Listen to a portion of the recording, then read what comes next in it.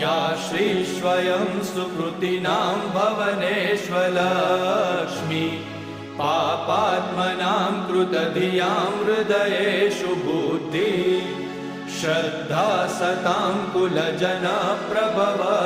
लज्जा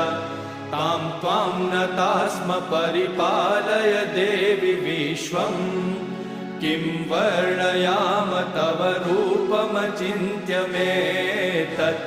किं चातिवीर्यमसुरक्षयकारि भूरि किं चाहवेषु चरितानि तवानियानि सर्वेषु देवसुरदेवगणादिकेषु हेतुः समस्तजगतां त्रिगुणापि दोषे